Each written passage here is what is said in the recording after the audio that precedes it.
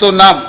Young India sports university, young India skills university, young India police school రేపటి తెలంగాణ భవితకు భరోసా కేంద్రాలుగా మారుతాయి. రేపటి తరాన్ని యాచకులుగా కాదు స్వీయ శక్తిమంతులుగా మార్చాలన్న సంకల్పంతో పని చేస్తున్నాం.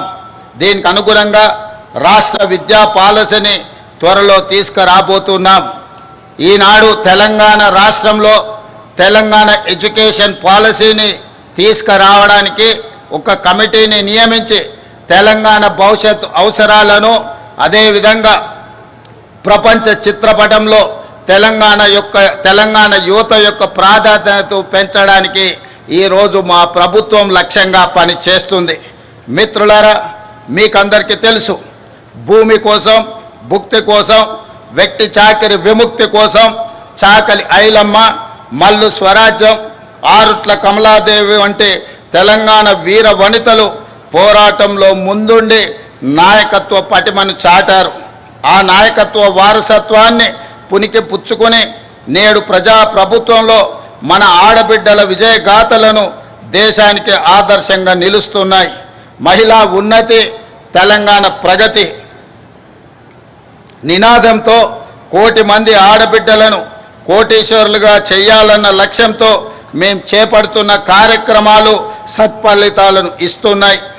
ఇందిరా మహిళా శక్తి పాలసీలో భాగంగా నారాయణపేట జిల్లాలో మహిళా సమైక్య ఆధ్వర్యంలో ఏర్పాటు చేసిన పెట్రోల్ బంకు ద్వారా 6 నెలల్లో 15,50,000 రూపాయల లాభం ఆర్జించి అవకాశం ఇస్తే అద్భుతాలు చేయగలరని మా ఆడబిడ్డలు ఈనాడు నిరూపించడం జరిగింది.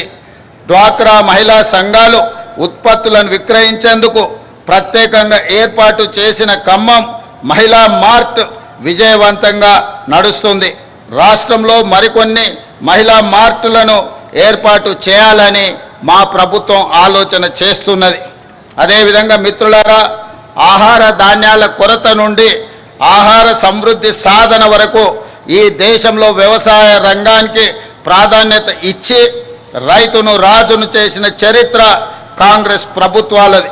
హరిత విప్లవం నుండి ఉచిత విద్యుత్తు వరకు, రుణమాఫీ నుండి రైతు భరోసా వరకు రైతుల కోసం మనం రూపొందించిన సంక్షేమ పథకాలు ఎప్పటికప్పుడు కొత్త చరిత్రను సృష్టిస్తున్నాయి.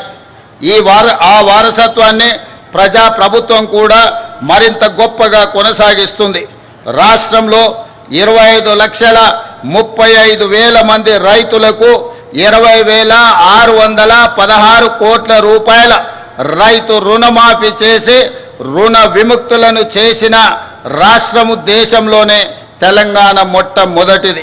మాఫీ ఈ దేశంలో ఏ రాష్ట్రం చేయని విధంగా రైతులను ఆదుకునే ప్రయత్నం మా ప్రభుత్వం చేస్తున్నది. ఇందిరమ్మ రైతు భరోసా కింద 9 రోజుల్లో 9,000 కోట్ల రూపాయలు రైతుల ఖాతాలో వేసి పెట్టుబడికి భరోసా ఇచ్చాం. ఆర్థిక పరిస్థితి సహకరించకపోయినా రైతుల సంక్షేమ విషయంలో రాజీ పడలేదు. కేవలం ఏడాది కాలంలో 1,04,000 కోట్ల రూపాయల రైతు ప్రయోజనాలపై ఖర్చు చేసిన ప్రభుత్వం ఈ దేశంలో మరొకటి లేదు. 7,178 కొనుగోలు కేంద్రాలను ఏర్పాటు చేసి రైతుల వద్ద చివరి గింజ వరకు ధాన్యం కొంటున్నాం. ధాన్యం కొనుగోలు చేసిన 48 గంటల్లోనే రైతుల ఖాతాలో జమ చేస్తున్నాం. సన్నాలకు క్వింటాల్కు 500 రూపాయల బోనస్ ఇస్తున్నాం. రాష్ట్రంలో 29 లక్షల వ్యవసాయ మోటార్లకు 24 గంటల ఉచిత విద్యుత్తు అందిస్తున్నాం. దీనికోసం రాష్ట్ర ప్రభుత్వం 16,691 కోట్ల రూపాయల సబ్సిడీని విద్యుత్ సంస్థలకు చెల్లిస్తున్నాం. గత ఏడాది 2,90,2.90 కోట్ల టన్నుల ధాన్యం ఉత్పత్తిలో దేశానికే తెలంగాణ ఆదర్శంగా నిలిచింది.